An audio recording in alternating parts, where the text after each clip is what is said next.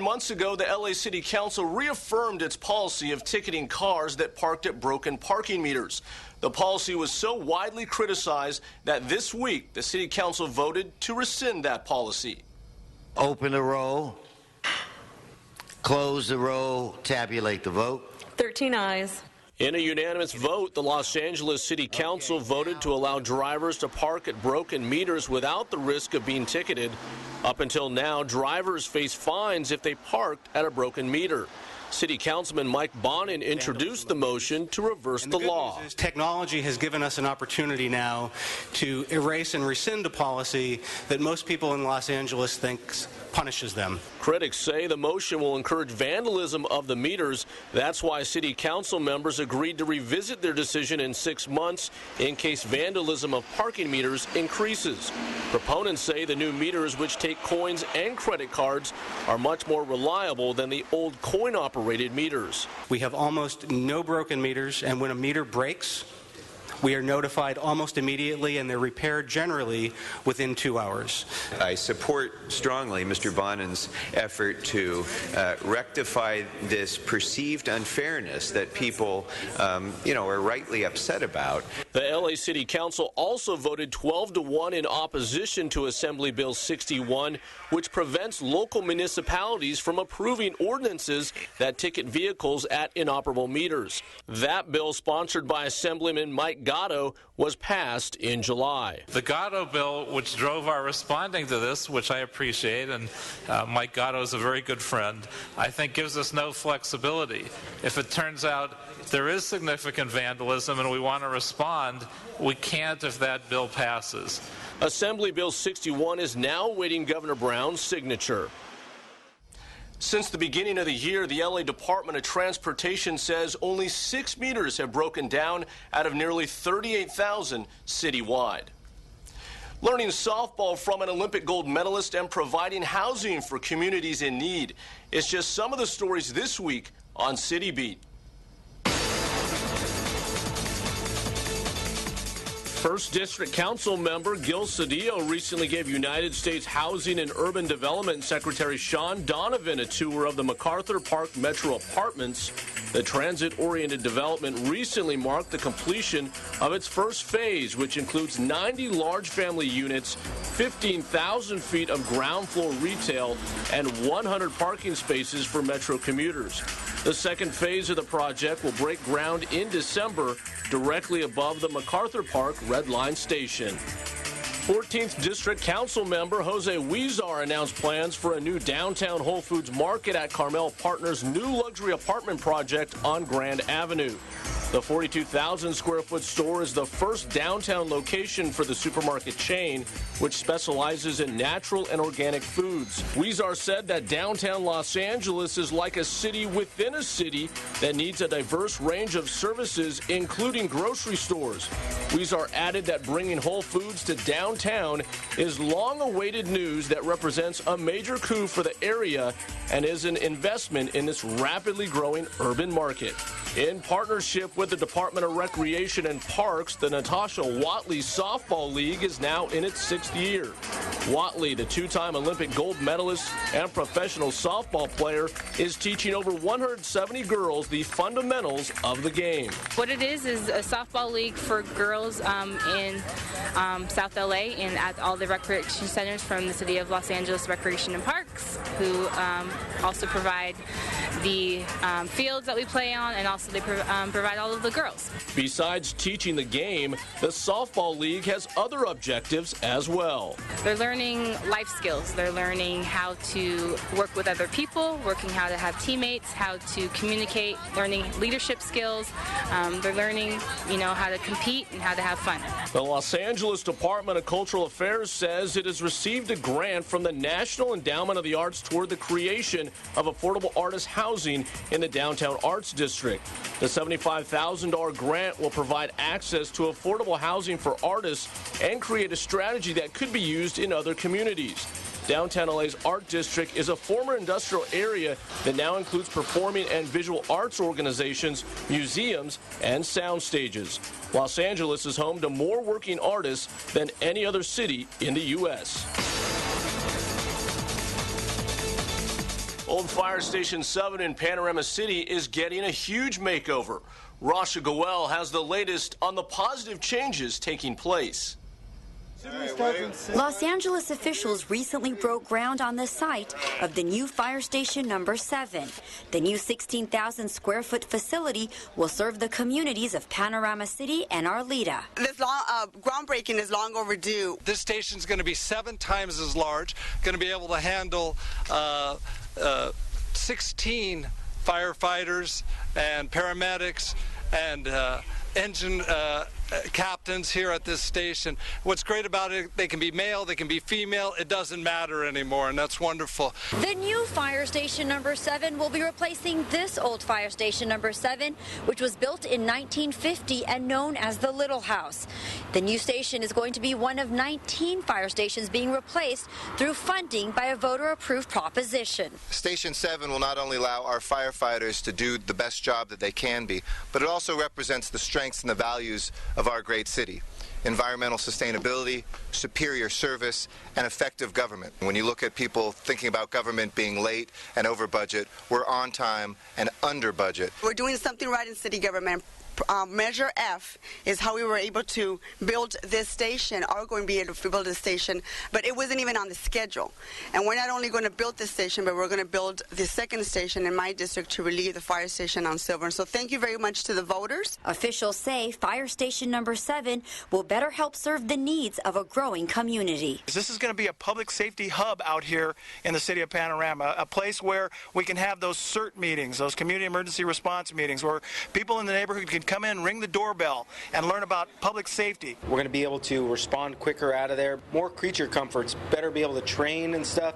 We've been in this little house going from, I think, what are we, like 1,700 square feet to 7,800 square feet of space. Fire Station number 7 is anticipated to open in 2015. I'm Rasha Goel for LA This Week. There's already plenty of excitement for the 2015 Special Olympics World Games that will be held right here in Los Angeles. As Gil Reyes reports, the President and First Lady will serve as honorary chairs for this international extravaganza. With these very special athletes cheering on, LA Mayor Eric Garcetti says let the games begin in 2015. We're talking about the Special Olympics World Games to be held in Los Angeles. It's an honor and a privilege for LA to host these games, because LA is a city of hope, opportunity, and inclusion. Mayor Garcetti and company making the announcement here at LA Memorial Coliseum, one of several venues in the city of Los Angeles hosting the event. Others include USC, UCLA, and Griffith Park. President Barack Obama and First Lady Michelle Obama will serve as honorary chairpersons. The hope is they'll be here at the Coliseum for opening ceremonies. Here at the White House, we're already looking forward to the 2015 Special Olympics World Games in Los Angeles. The athletes coming to these games represent the grit and determination that's at the very root of the American spirit. They keep working when the challenges seem greatest. They see opportunity where some see limitations. They represent the very best of the human spirit. The games, to be held in July and August of 2015, are expected to pump more than $400 million into the local economy. Much of it from tourism. Over 500,000 spectators and athletes are expected. But the race is on to raise $90 million to host the event. So far, organizers are 17% of their goal. We need a lot of support. Anybody out there could contribute. It's not paid by taxpayers' dollars. It's all privately funded. But it'll be a wonderful event for very special people. Just ask 80-time gold medal winner Debbie Anderson. The softball, gymnastics, and track and field standout now sits on the LA Special Olympics Board of Directors. One thing that I have learned from Special Olympics is that nothing is impossible when you believe in yourself. At the LA Memorial Coliseum, Gil Reyes for LA This Week. The Special Olympics were founded by Eunice Kennedy Shriver in the 1960s. Here in Los Angeles, over 7,000 athletes will compete in 26 Olympic-style events. This week, you can take in movies, sock puppets, or Shakespeare. And if you've got plenty of free time, well, you can do all three. Rich Samuels has all the details in this week's Things to Do. Friday and Saturday in Griffith Park. It's Shakespeare As You Like It. It's the latest installment of the Griffith Park Free Shakespeare Festival. As You Like It is one of Shakespeare's most popular comedies about a kingdom in chaos, but a place where the force of love reigns supreme. It all begins both days at 7 p.m. in the Old Zoo near 4730 Crystal Springs Drive. Remember, this is outside and there's no seating, so bring a blanket or a low-back chair. On Saturday, there's even a workshop for kids starting at 5 p.m. For more information, visit iscla.org. It's Girls' Night Out at the Warner Grand in San Pedro with a screening of Les Miserables, the classic tale of Jean Valjean, young Cosette, and political turmoil in France during a time of revolution. The Girls' Night Out program features films that look at life from a feminine perspective.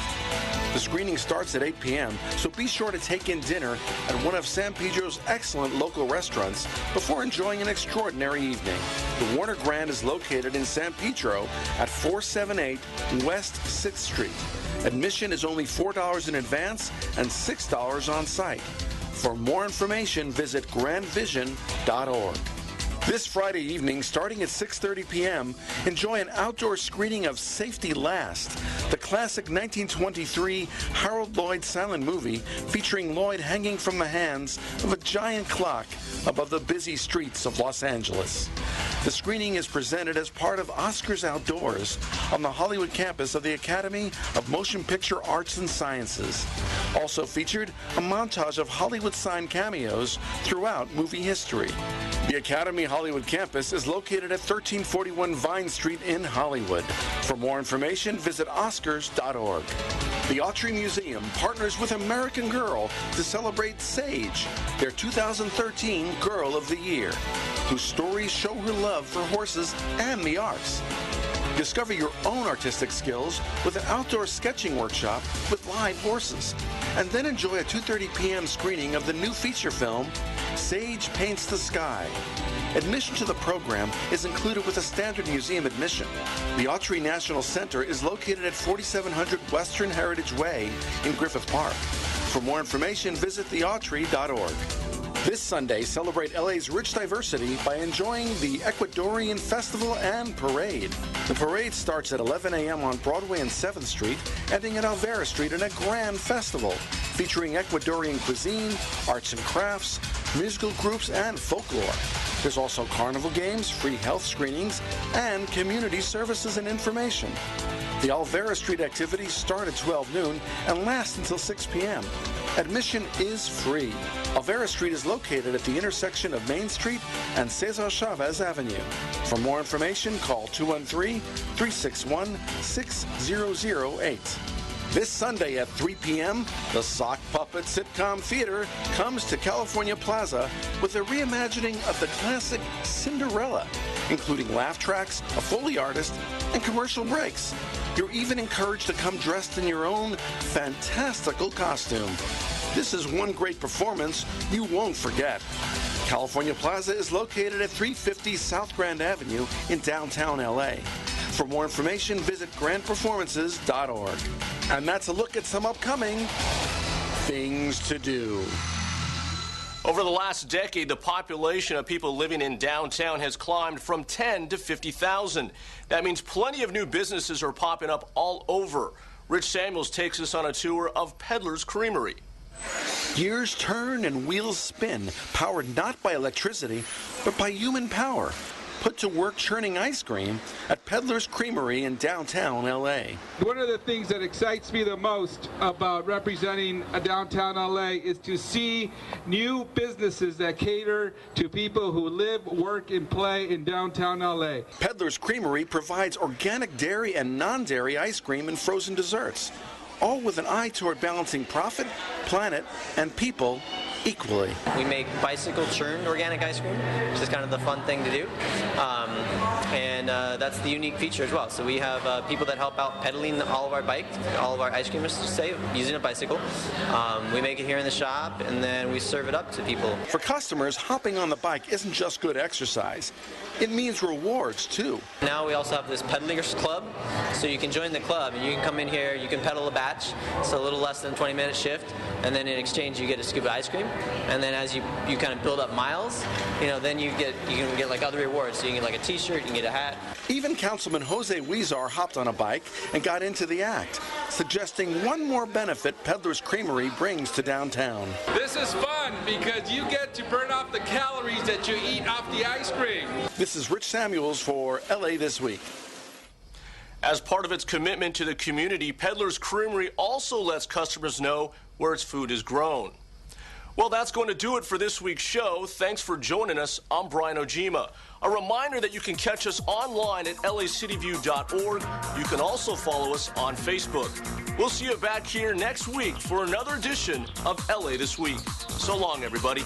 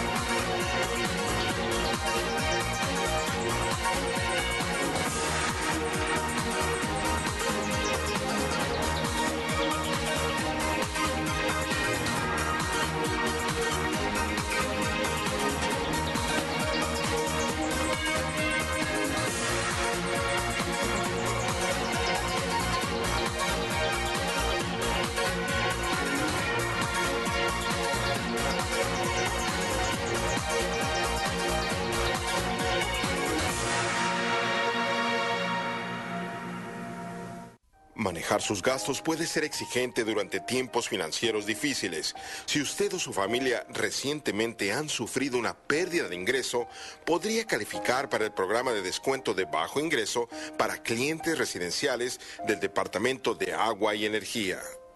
El LADWP ofrece a clientes con niveles de ingreso calificados un subsidio en el costo de servicios de electricidad y agua para su residencia primaria.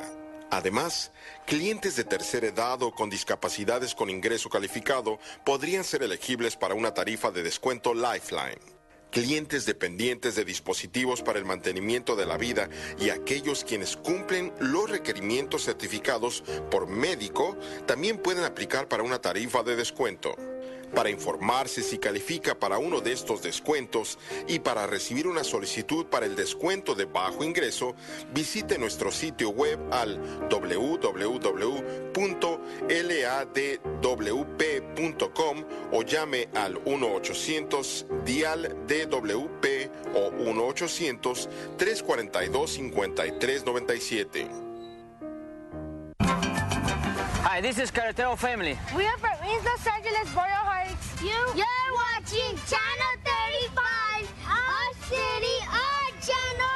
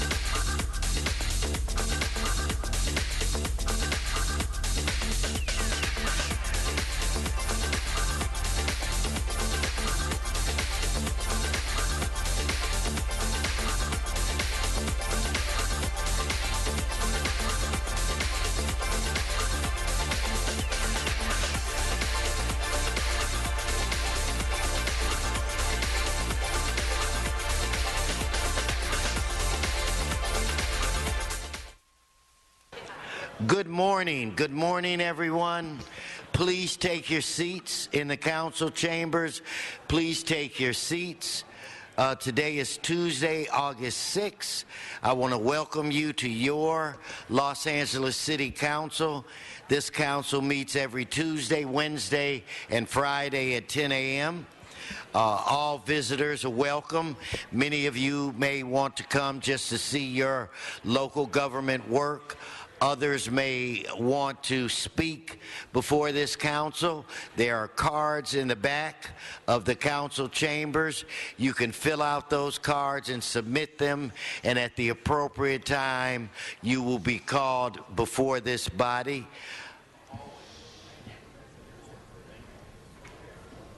With that said, Madam Clerk, we do have a quorum.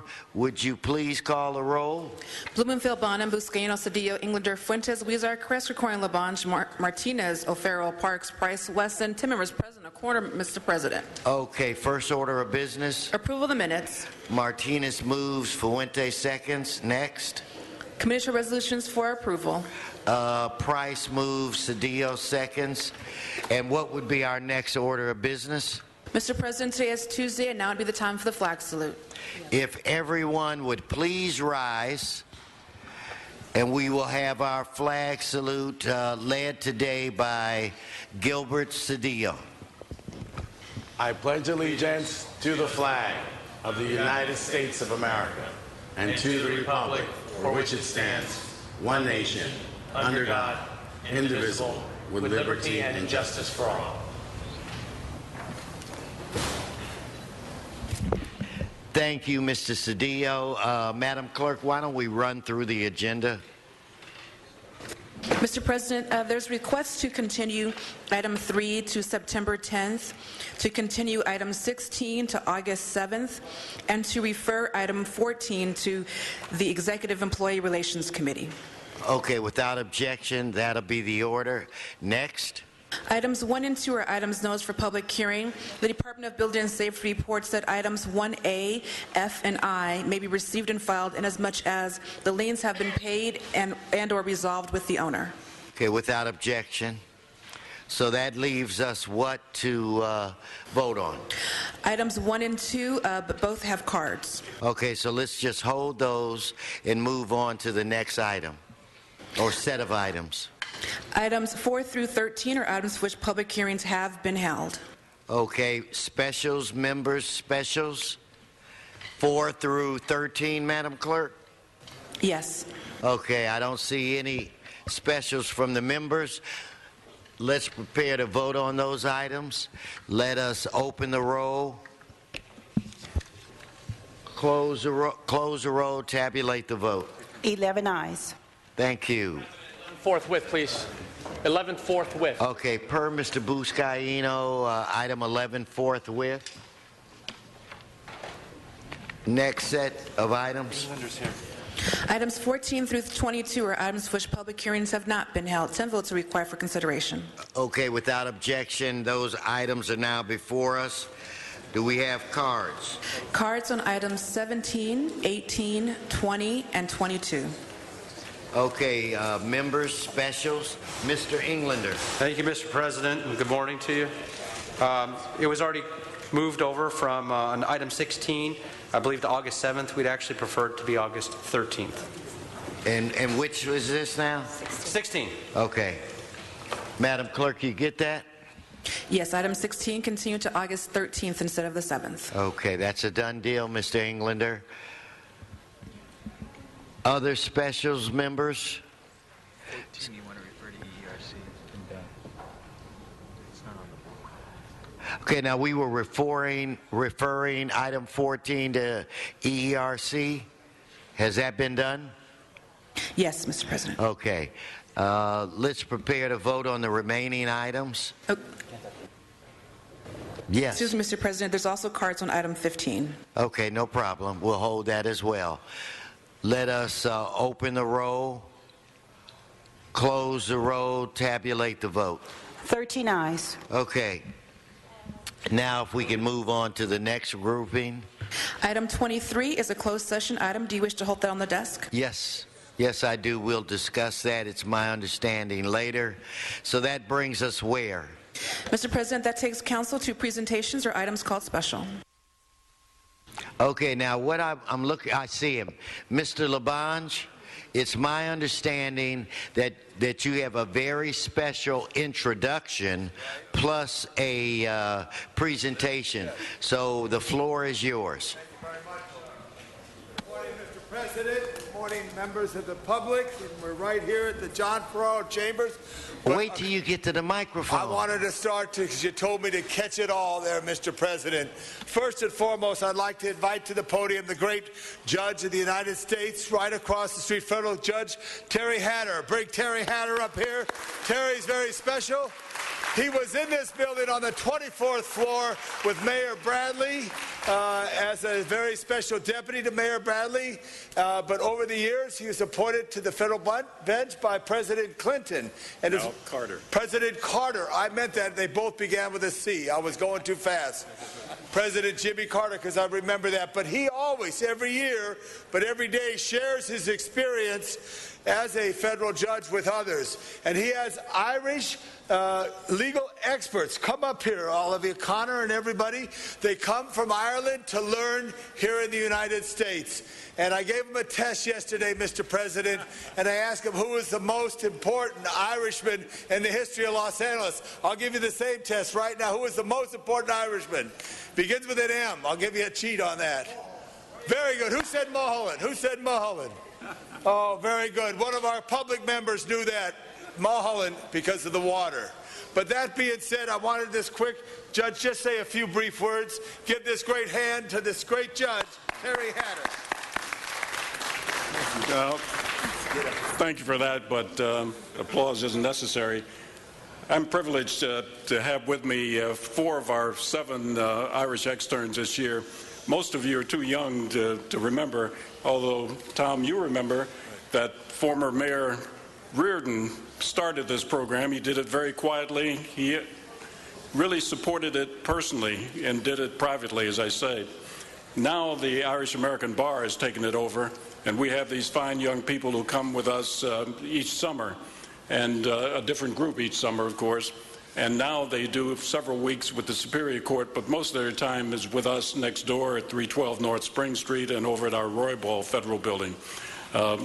I'd like to have each one of them just indicate where he or she is from. The county. Okay. First K. Real Irish. Sure. My name's Conor McCormick, and I study at Queen's University in Belfast, Northern Ireland, which is the home of the Titanic, and we're very proud to be here. Good. And the home of William Mulholland. He was born there. Come on. Most importantly, I have Good. Good. Hello everyone, my name is Gavin White. I'm from Dublin and I go to college in University College Dublin. I'd just like to reiterate our thanks, and we're having a fantastic time here in Los Angeles. My name is Katie Hyland, I'm from Cork and I went to University College Cork.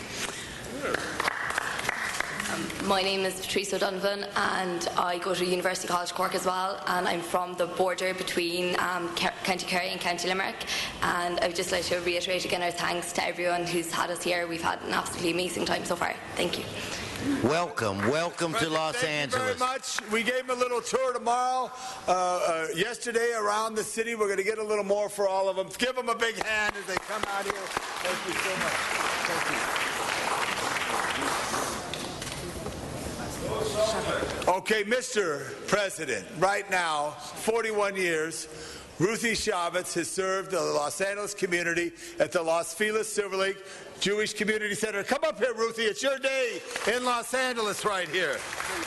Very special. As you know, throughout our city, there are community centers of a variety and a degree, wherever they are. But the Jewish Community Center always was very special in our history. And over the course of time, the Jewish community moved from Boyle Heights over west to Westlake area near MacArthur Park, and then they moved out to Silver Lake, Los Feliz, and now to Fairfax and Tarzana, and now I think even in Ventura County, all over the Southland, the Jewish community has had their impact. But this person, and come up here, Mr. O'Farrell, right now. Join with me if you would right now. This person, Ruthie, is to be saluted for all her years of service. She was born and raised in a kibbutz in Israel. The love of her life, Jacob, is where she met and married. Where's Jacob? Right there. Good job, Jacob, getting the picture right there. Together they traveled to America, where Ruthie pursued her education. She went to the University of Judaism, now the American Jewish University, on the old Sunset campus, where she studied Jewish history. Later in life, she attended Pacific Oaks College in early childhood, and from there she joined the JCC in Hollywood, Los Feliz, where she started teaching preschool in 1972. And Mr. Price, when I was in high school and junior high, I used to go there, and I remember, because you would remember the group, the Birds, to everything, turn, turn, turn. I went through the Jewish Center up to Hollywood High, where they played at the auditorium in 1967, all because of this center. They had great dances there too, Curran. You really would have enjoyed them.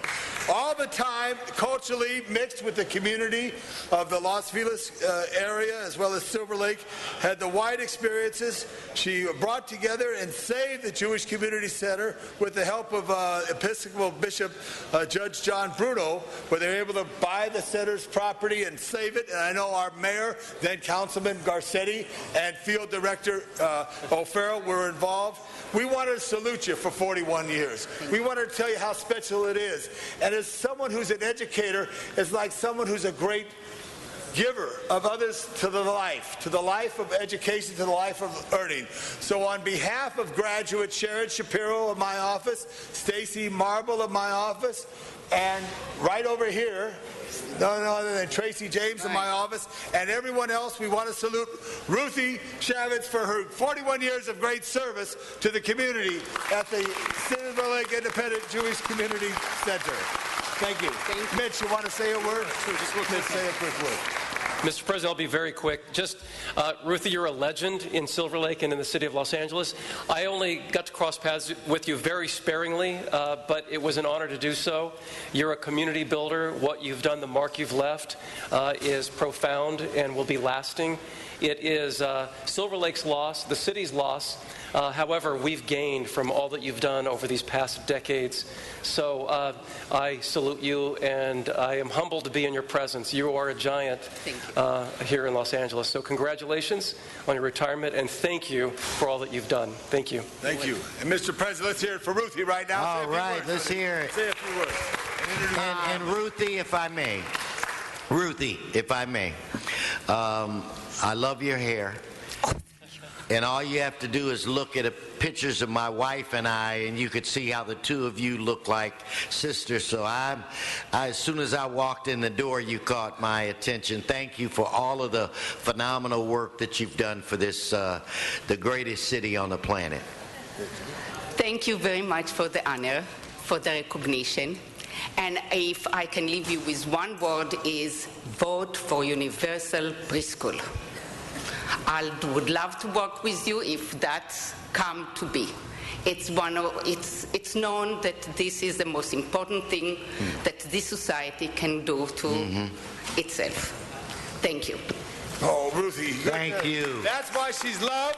She talks not about herself, but the need to help others. Give Ruthie another big hand right now. Congratulations to you. We'll go on the back and take pictures. Okay. We'll go right back here.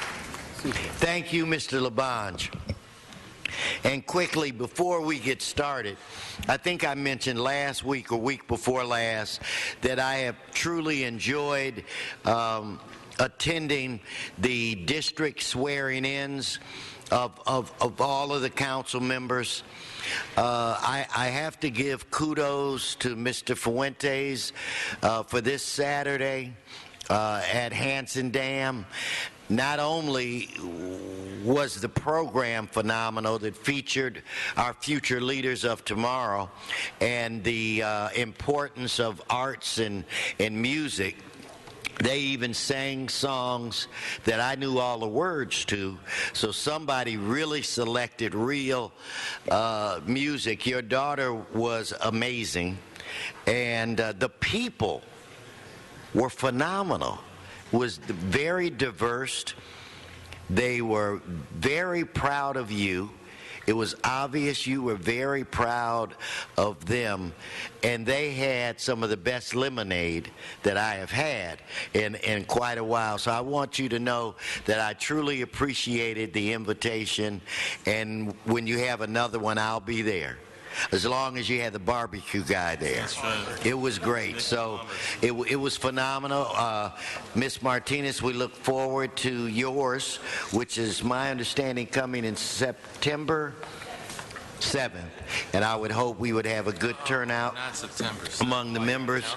Now, when the 1st of July, Nuri, we gave every council member, you know, kind of like a welcome to the sorority, fraternity, you know, deal that we have here. So we've been trying to keep dust off of yours for about 3 weeks, but we would like to make you an official. You can just rip it off. There's no nice looking flowers in there or anything.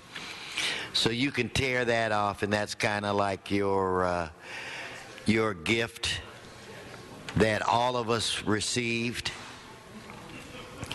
They are weird and crazy socks, and we are going to have a day that Mr. Joe Buscaino is going to call, and we will all wear our weird and crazy socks and take some photos and have some fun. So again, welcome to your new job, and we look forward to working with you. Okay, with that said, Madam Clerk, what's the first item we have on the agenda? Item 1, call special for cards. Okay, item 1 looks like a Christopher Blevins and a Juan Acala on item 1.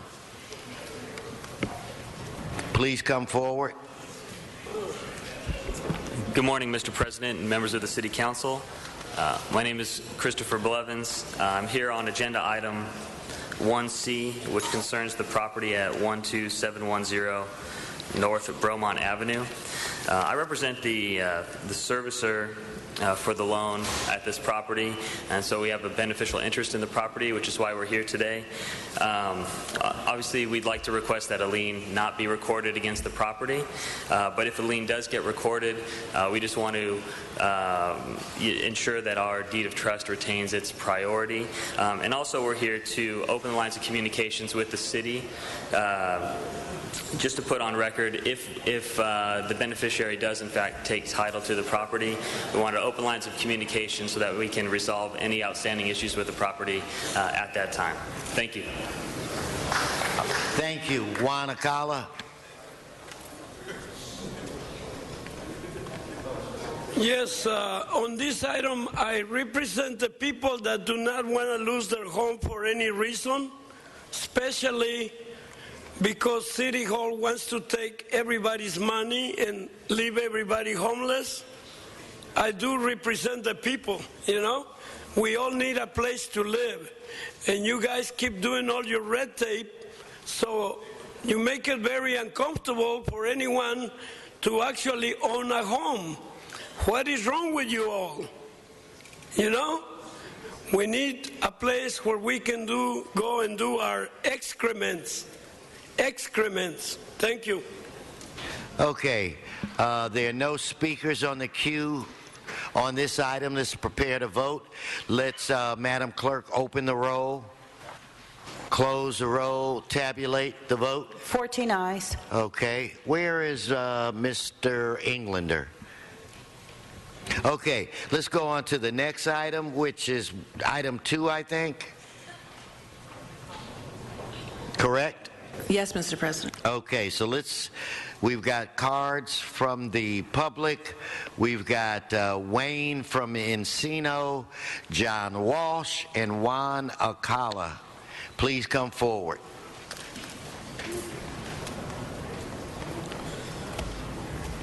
Here we have the Chatsworth Business Improvement District.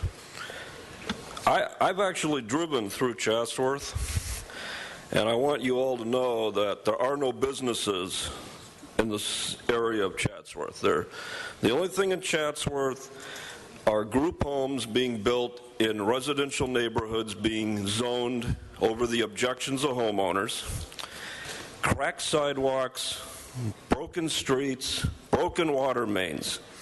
And now you want to levy, which means tax, these remaining few small businesses that remain for more money. No more. Say no. Kevin James is crooked. The city's crooked. No more money. Use our money and fix things. Mr. Walsh? John Walsh, blogging at HollywoodHighlands.org. If you're watching me on cable, they've stole CBS from you. This is very, again, I used to be against BIDs. I live in a BID. My landlord pays into the BID, and the formula allows him to pass some of that on to me. That was until the building next to me at Yucca and Argyle became infested with drug dealers. They ran the whole street. LAPD, I don't know. They couldn't hear, they couldn't speak, they couldn't find them. I went to one ex-cop, one ex-sergeant at the BID, told him what was happening. He went to the LAPD, ran a riot, told him what he was going to do, and within 24 hours, all the drug dealers were gone. That's why I support the BID in Chatsworth, HollywoodHighlands.org. Shut the hell up, city attorney. Oh, Mr. Akala? I don't know. The city attorney keeps interrupting everybody that has anything to say. You know, we are the citizens that pay your salaries. We do have the right to speak on all these items. And the guy just said it. He knows Chatsworth, and all it is broken streets and water mains, and you're trying to fool the people by telling them we need money to improve these places. And the poor businesses that were there keep getting run off, and you keep trying to get more money, even though you say you're a city that wants businesses, and you keep running them off. You can keep breaking everybody's purse. You cannot have business with people with no money. Get that through your heads. You cannot get blood out of a stone. Okay, Mr. Englander. Yeah, just very quickly. This is a bid, colleagues, business improvement district that all the businesses have actually opted into. It's an existing one. This is for the extension, renewal of a new bid. And so I ask for your aye vote. They've done a great job in Chatsworth. It is not home to broken streets and broken sidewalks, but it's a great community of equestrians and community leaders. We've just celebrated Chatsworth 100-year anniversary. I mean, it's a wonderful place to live, work, and play, and raise a family, and ride a horse. So ask for your aye vote on this. Thank you. Okay, thank you, Mr. Englander. No more speakers on the queue. Let's prepare to vote on this item. Let's, Madam Clerk, open the roll, close the roll, tabulate the vote. 14 ayes. Mitchell. Okay, now we'll go to item 15. That has been called special by cards, and that card is from Mr. John Walsh. Yes, sir. Stepping out? No. And I got work to do there. All right. Mr. Walsh?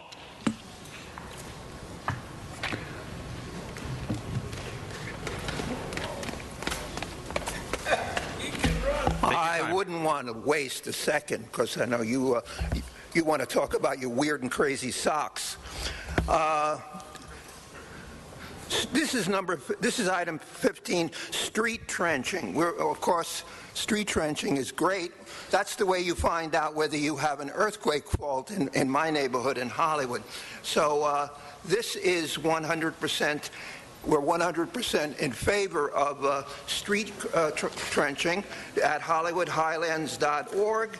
And also, this concerns improvements required on Figueroa Street, repair and resurface the entire block southward. So I'm glad that somebody has a little clout, so Figueroa Street is going to get it. The rest of the city isn't. I don't blame Figueroa for pulling for their clout. So we're 100% in favor of that. Go to HollywoodHighlands.org. Find out why your cable is missing. Great, thank you. We don't have any other speaker cards. Mr. Huizar, after vote? It's after the vote, please. Okay. Yes, seeing no members on the queue, go ahead and open the roll, close the roll, and tabulate the vote. 14 ayes. Thank you. Mr. Huizar. Forthwith, yes. Forthwith. Without objection, that'll go forthwith. Madam Clerk, what does that take us? Item 17, call special for cards. Yes, John Walsh, followed by Juan Acala. John, did you already leave? Going once? What do you want? I'm 70 goddamn years old. If you're going to yell, and you're going to yell obscenities, then we're going to ask you. Okay. Your time has already started on the clock. I'm 70 years old, and I got up and I walked down here. What? Remember, ladies and gentlemen, this disrespect isn't just to me. You're not on the item, and you're on the clock. HollywoodHighlands.org. First Amendment. This is LAWA. Remember, they do a great job. The police at the airport do a great job. Do you hear about any corruption out there? Do you hear about people being murdered at the airport? No, that doesn't happen at the airport. It happens in Hollywood and on the Venice Boardwalk.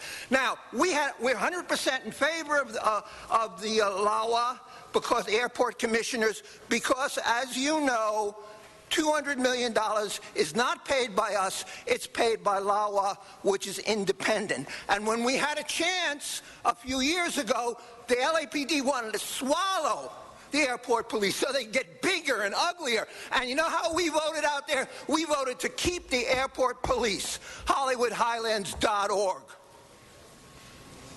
I can run back, too. Hey, right, thank you. I'm only 65 and I can outrun you, Mr. Welch, any day. I'll run you for coffee. Anyway, la sounds like La La Land. Because I remember the people voted to not expand. The people didn't want to expand the LAX. They wanted you to create another airport, but the monies involved are too big to not do the expansion. So whatever the people want, they don't get. Whatever city council wants, because it means more money, city council gets. And you find amazing ways to vote. If you can stay on the agenda item, this is and just refer to the actual agenda item, please. It is. It's an airport, and the ways you find ways to divert the people's thinking, very tricky ways to get what you want, but not what the people want. That is the item. You always get what you want, and the people are second. Mr. President, he is still not on the item. All right, thank you very much. Okay, that'll conclude your time. No speakers on the queue. We'll go ahead and open the roll, close the roll, tabulate the vote. 14 ayes. Great, thank you very much. Next item, please. Item 18, call special for cards. Wayne from Encino is what the card says.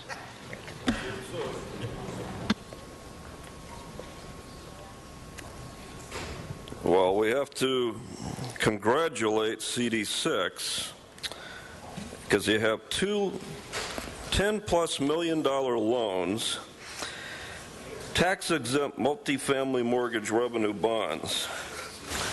What does this mean? What it means is that the bankrupt city, while the sidewalks are cracking, the sewers are cracking, the roads are being destroyed, and what are we doing? not only are we over-densifying Sherman Way, for example, in CD6, but we are not improving the kilowatt hours on the part of the DWP for these additional projects. We're not reinforcing the streets for the additional weight of the traffic. And we're not expanding and improving the sewer system to comply with these many, many multi-unit developments. What does this mean for the city of Los Angeles? The city of Los Angeles is the modern-day equivalent of a British Crown colony. And the San Fernando Valley is even worse, because the people that have single-family homes are going to continue to see this over-densification. And then we have our good friend, the trader, Kevin James, who's going to tell us... Mr. President, he is not talking about this project. You're a fool because I'm on the point. Okay. So what we need to do is take and wonder, why is the city investing the time of its business to give this poor area $20 million of government-backed money to send more people here to this city? Vote no on this. All right, thank you very much. Mr. Krikorian. Thank you very much, Mr. President. Again, I say this so frequently that I feel like a broken record sometimes, but the public speakers who speak about these bonds misconstrue it. This does not cost the city of Los Angeles one penny. The city simply administers these tax-exempt funds that come from other sources for the purpose of fulfilling an important need in the district. It has nothing to do with city money. It doesn't impact the city's general fund whatsoever. Thank you very much, and thanks for that clarification as well, once again, as every time this does come up. With that, there's no other members on the queue. We'll go ahead and open the roll, close the roll, and tabulate the vote. 14 ayes. Okay, next item, please. Item 20, Cosplasher for cards. Okay, Mr. Walsh, pass, followed by Juan again. Juan, you've got 1 minute left. Yeah, since I don't really know what I'm talking about, I'm going to pass. Okay, thank you very much. There are no members on the queue. We'll go ahead and open the roll, close the roll, and tabulate the vote. 14 ayes. All right, next item, please. Item 22, Cosplasher for cards. Okay, Wayne, once again, and Juan, I think you're out of time. Unless you wanted to speak again, give you another minute, Juan. Did you? I have 2 minutes remaining, not one. So here we are. The city of Los Angeles, the bankrupt city, has to do what? To help get $8 million for the Buckley School. And one of the things that they have to do is to make sure the head of the school has an opulent residence. We have to make sure he lives like a king, because the rest of us, we're just going to get taxed through the gazoo. But the head of the school's residence not only needs to be opulently refurnished, but it needs to be done with tax equity and financial responsibility money. What does this sound like? It sounds like corruption. And that's exactly what it is, right here, right now. So go ahead and vote yes for it, because you know what's going on.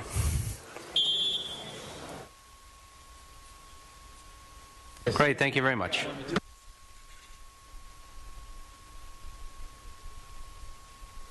There's somebody that knows what's going on. Okay. 1 minute, he has 1 minute. What's going on?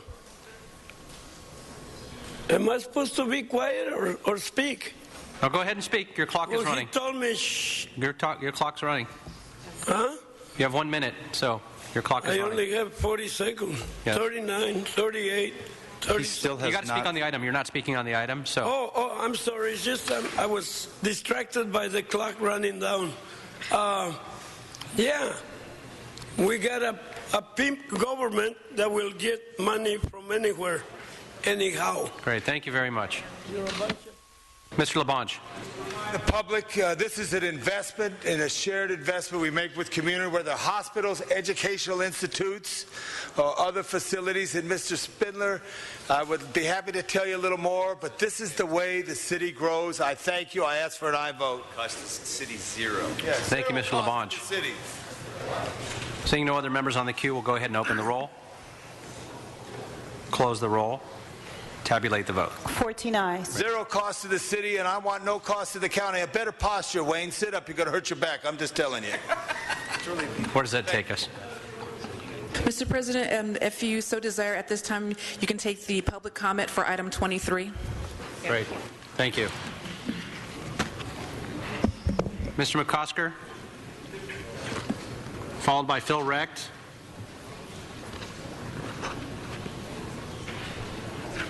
Is Mr. McCosker here? Okay. Phil Recht, not here.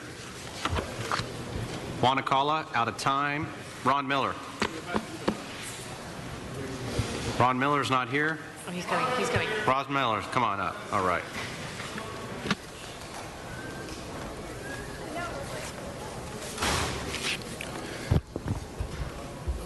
Good morning, Council. I'm Ron Miller, Executive Secretary of the Los Angeles Orange County Building and Construction Trades Council. And on behalf of the 140,000 men and women we represent, we're here to talk about these digital signs. We strongly support a sensible, comprehensive policy on digital signs. Digital signs play a vital role in safety and communication.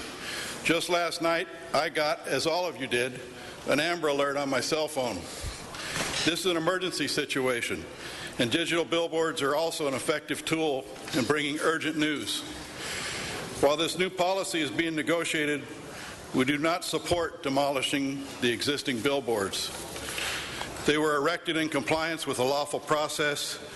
With this current lawsuit, we simply have a competitor using the courts to try to derail a city ordinance. The building trades has a project labor agreement to perform the work on these signs, and we support jobs, we support investment, and we support a common sense policy.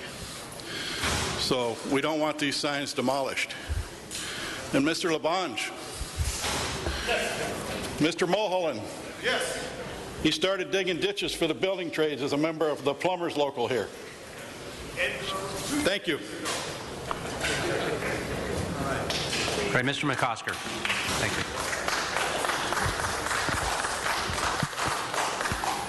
Tim McCosker, Mayor Brown. The Mayor Brown Law Firm represents Summit Media in this litigation along with co-counsel. This is not a circumstance at all where it's a competitor trying to circumvent a law. In fact, this is a situation where in a prior administration, not this body, adopted an ordinance which was not only illegal at the time, but has been deemed illegal by the court multiple times. It was what's ultra vires, or was beyond the power of the city to say we are going to settle a piece of litigation and we're going to avoid zoning, land use, environmental laws. It just can't be done. And so what you have coming up in September is a motion to compel the city to enforce the law. A bit of an embarrassment to have to ask a judge to compel the city to enforce a law which has been deemed illegal. So this is a circumstance where it is very, very good for you. Of course, it's good for you to get a briefing from your city attorney, and the city attorney should be advising on where you are in the case.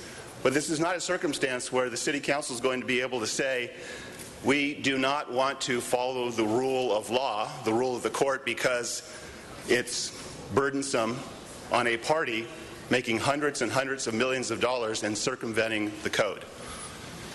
It's great to get a briefing, but I would advise, and you have a letter which was submitted to the city attorney and to the mayor and to all of your body, and I'm happy to pass out more copies of the letter. But you're really in a circumstance where you're either going to, the city, not you, the city is either going to follow the law or it's going to be compelled to follow the law by a court. Thank you very much. Great, thank you very much. Tommy, I don't have a card from you yet, Mr. Walsh, but let me see if I don't have it, and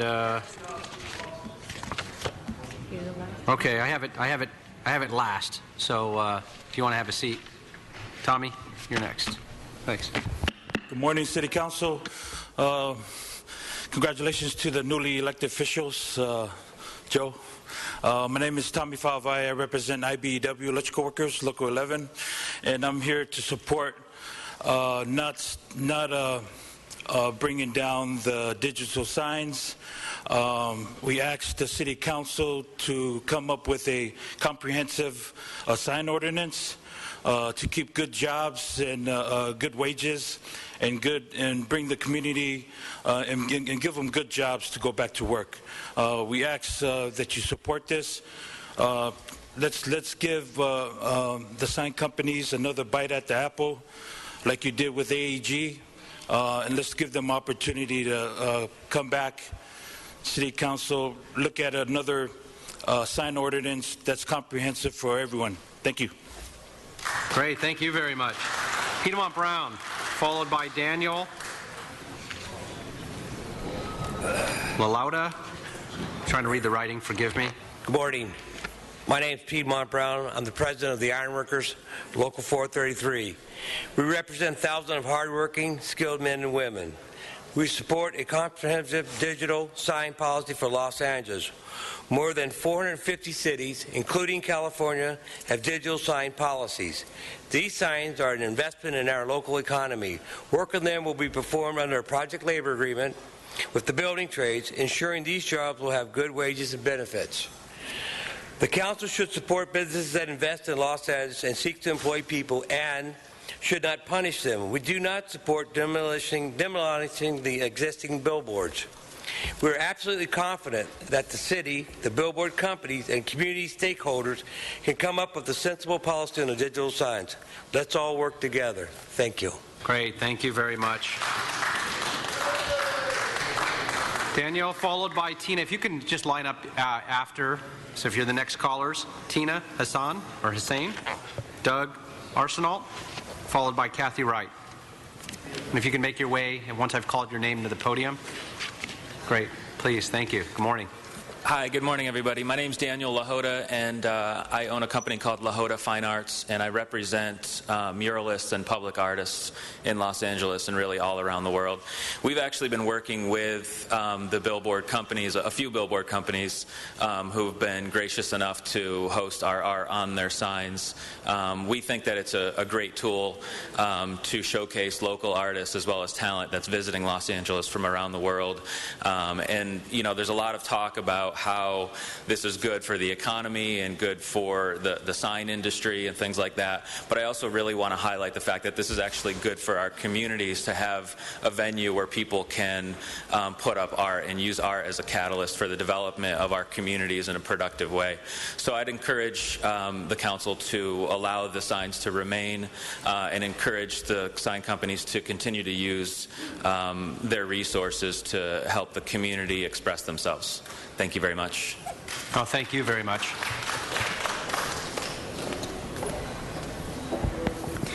Good morning, council members. My name is Tina Hussein. I'm here on behalf of the Los Angeles Area Chamber of Commerce and our 1,600 members to highlight our support for smart policies that encourage business and economic growth. As such, we ask the City Council to oppose the motion to demolish pre-existing digital billboards, which will be heard in the closed session. Demolition of the signs would greatly diminish the ability to move forward with a legislative solution that provides the clarity and consistency the outdoor advertising industry needs to conduct its business and continue supporting the Los Angeles economy and community. The outdoor advertising industry is an essential part of our economy. More than 6,000 local businesses depend on its opportunities, including the entertainment industry, small businesses, consumer goods and manufacturers, and retailers. 80% of our members are small businesses, and we encourage you to help them easily advertise their goods and services and add jobs through the development of clear and consistent guidelines for the use of digital billboards. The outdoor advertising industry and the businesses that rely on it have been forced to deal with unclear regulations for too long. We are very close to bringing this issue to resolution and cannot jeopardize that by allowing the signs to be taken down. Opposing the demolition motion is good for the city, local businesses, and our communities, and puts us on track to reach a legislative solution. Thank you very much for your time. Great, thank you very much. Kathy Wright. This is Kathy Wright. Oh, Doug? Was after. I didn't see Doug up there yet. Go ahead. Good morning. My name's Kathy Wright, and I'm with McDonald Media.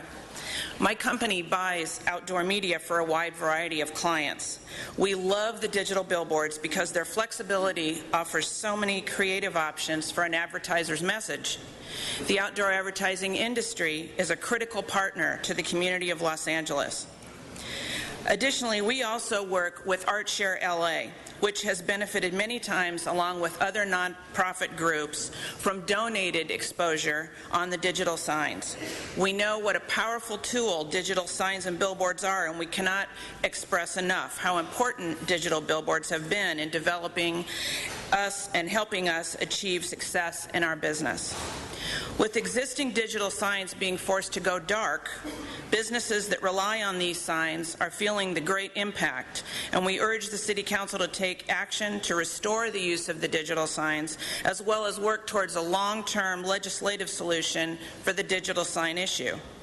To ensure a long-term legislative solution can be achieved, we must oppose the motion by Summit Media requesting the demolition of pre-existing sign structures. The permanent loss of these signs would have a tremendous effect on the businesses and organizations that use them to grow their companies and create jobs. Small businesses have very few options for advertising, and outdoor advertising provides them with one of the most effective and efficient means of reaching customers. We urge the City Council to oppose demolition of the signs and move towards a legislative solution. Thank you very much. Great, thank you very much. Phil, we already called your card, but come on up. I think you were out of the room. Yes, I'm sorry. Thank you very much. Phil Recht represents Summit Media. We are the plaintiff in the litigation that has resulted in the invalidation of the settlement agreements. And the reason the agreements were found to be illegal is because they granted two companies, CBS and Clear Channel, special rights that were not allowed by the sign code. And as a result, the agreements were deemed to be void in their entirety. Now, CBS and Clear Channel are here asking you once again to repeat that mistake, to give them special rights. The sign code says that if a sign is constructed without a valid permit, it either has to be conformed to the law, which the digital signs cannot be, or they have to be demolished and removed. I'm quoting the language of the ordinance that this City Council enacted. The court on September 16th is set to rule on a motion by Summit to, in fact, enforce this law, your law. Now, to my understanding, CBS and Clear Channel are not asking you to give them a break from this law on the grounds that somehow the law is illegal or that these words are not clear, but on the theory that somehow it's too harsh of a penalty. I would ask you to bear in mind these are companies that made $600 million on these illegal signs over the last 6 years and gave the city not a penny of it.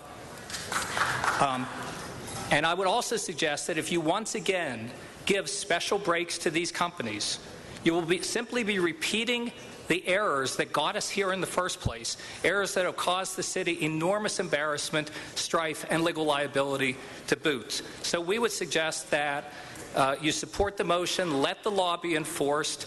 To the extent the council wants to enact or develop a new digital policy in the meantime, that is perfectly fine.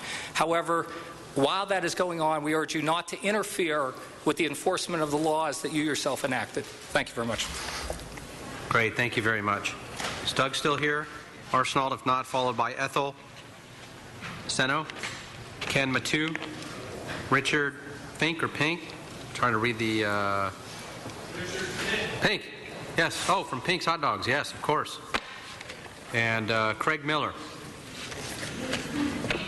Good morning, Councilman Englander, Councilman LaBonge, all the great councilmen. I'm Richard Pink.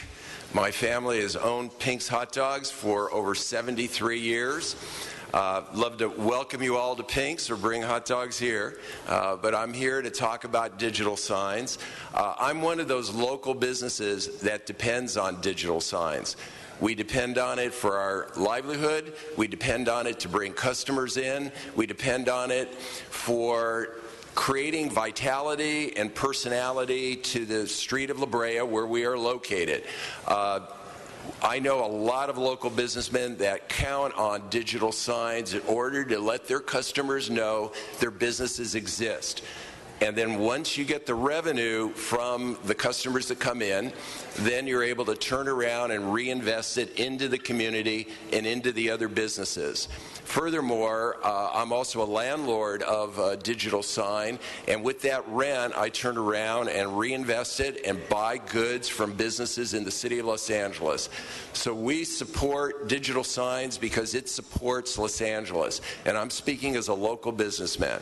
So thank you very much for supporting the idea of turning back on the digital signs and bringing back life and vitality and personality to the streets of Los Angeles. Thank you very much. Great. No, thank you. Ken. My name is Khan Matu, and I'm the Development Director for the Hollywood Fringe Festival. The Hollywood Fringe is the largest performing arts festival in Los Angeles. We host over 200 unique productions that perform over 1,000 shows during the month of June in Los Angeles. We sold over $250,000 in tickets, with all of that money going back to local artists and venues. One of our core missions is to raise the visibility of all the artists performing at the festival. With the help of traditional billboard signs in 2013, the Hollywood Fringe saw our audience numbers rise by 40%. Without digital signs this year, we may have lost thousands more. We hope we can rely on these signs for our 2014 festival.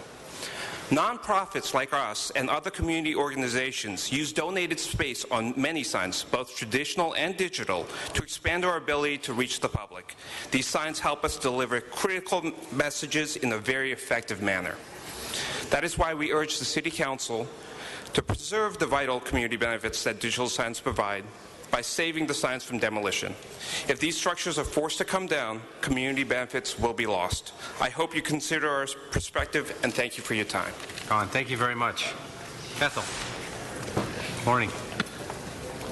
Good morning. My name is Ethel Seno. It's a pleasure to be here on behalf of the Museum of Contemporary Art to tell you about our experience working with Clear Channel's digital billboards.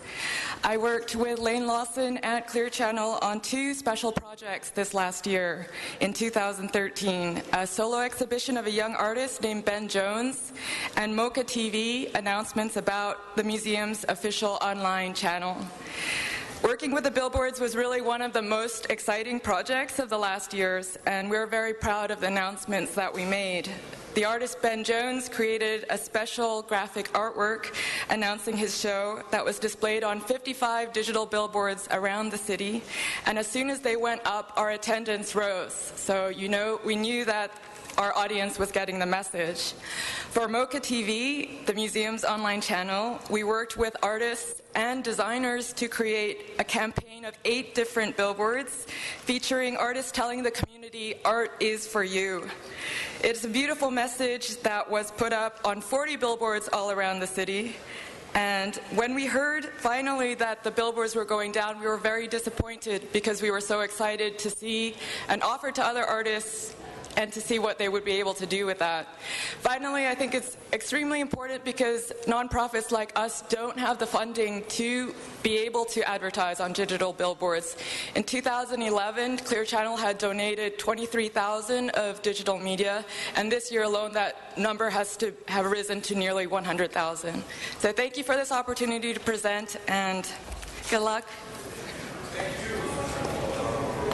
Thank you. Craig Miller, followed by Craig McGrath, followed by John Walsh as the last card. Good morning, council members. Thank you for the opportunity to address you today. My name's Craig Miller.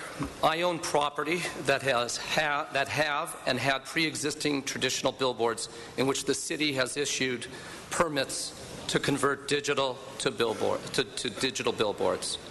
My family, my employees, and the community depend on these billboards to provide revenue that we otherwise would not receive, allowing us to contribute to the local economy. On a personal level, while helping to promote and grow businesses in the city of Los Angeles, the billboard structures have been on my property for over 13 years. The shutdown of the digital signs has had an impact on my bottom line, as well as on the businesses and the that depend on the income from these billboards. I have employees with mortgages. Banks have made me loans. If the billboards do not continue in the future, jobs will be lost, properties will be foreclosed on. I've made investments into startup companies in Los Angeles that will no longer be able to receive money from me if the billboards are shut down. I will not be able to make any more donations to worthwhile charities if the billboards are shut down. Amber alerts can no longer be seen from these dark billboards. I hope the city will agree that the best way forward now is to oppose the motion from the Summit Media in court. Move past it, work together to find a real solution that will restore the use of traditional digital signs and provide clarity. Outdoor advertising is an important resource to local businesses. Thank you for your time today. All right, thank you very much. President Wesson and council members, I'd like to thank you for the opportunity to address the council today. My name is Greg McGrath. I'm the president of the Southern California Division of Clear Channel Outdoor. I'm here today to urge your opposition to the motion by Summit Media to have our pre-existing signs demolished. Clear Channel Outdoor is strongly opposed to the motion and believes the right course of action for the city to take at this time is to oppose the motion in court. To be clear, these sign structures legally existed with traditional faces long before the city issued us permits to convert to digital sign faces. We reasonably relied on the permits we were provided by the city, therefore they should not be ordered to be removed. More importantly, though, the city should oppose the motion because demolition would be a tremendous setback to the pursuit of a long-term legislative solution on digital signage governance and would deliver tremendous benefits to the city. The motion by Summit is no more than a final desperate attempt to use the courts to alter the competitive landscape of an industry in the city and distracts from achieving a legislative solution. Demolition of the signs will not move this issue forward. We agree with city leaders that a legislative solution developed through an open and transparent process with ample public input is the best path forward at this time, and Clear Channel remains committed to working with the city. Thank you. Great, thank you very much. Final card, John Walsh, to close. John Walsh, blogging at HollywoodHighlands.org. This is a complex issue. Let's boil it down to one or two things.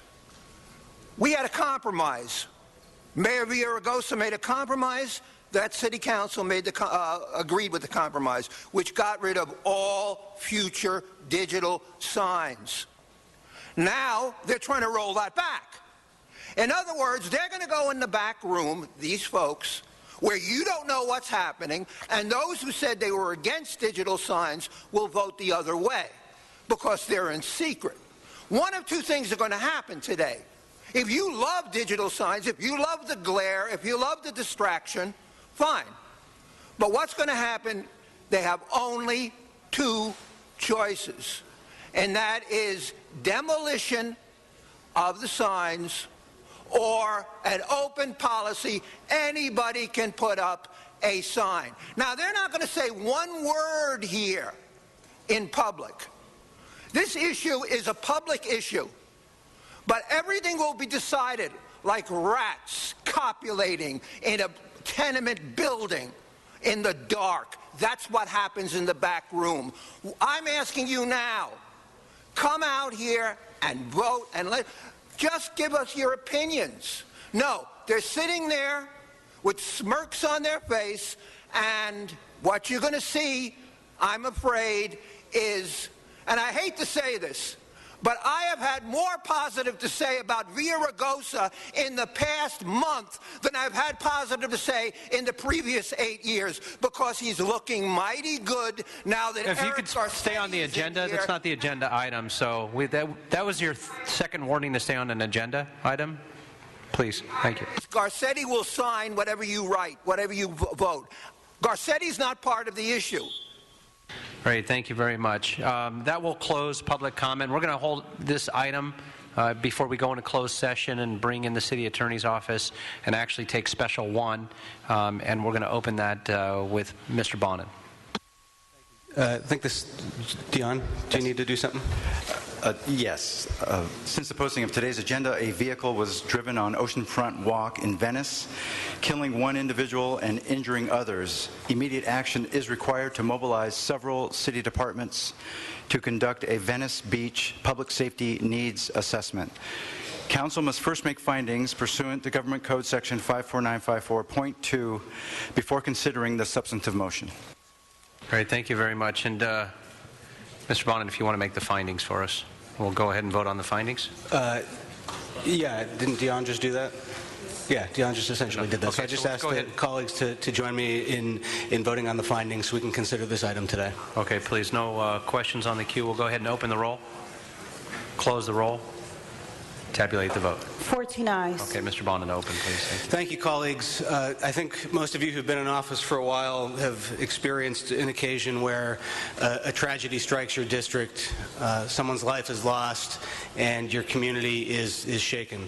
Those of us who are new to the council are beginning to experience that. Mr. O'Farrell had a horrible fire in his district a few weeks ago, and this weekend we had a horrible tragedy at Venice Beach where someone apparently deliberately took a vehicle and drove onto Oceanfront Walk, plowing down 12 people, knocking over stands, and doing significant harm, and tragically taking the life of a 32-year-old woman whose memory will adjourn in later today, who was visiting Los Angeles with her husband on her honeymoon.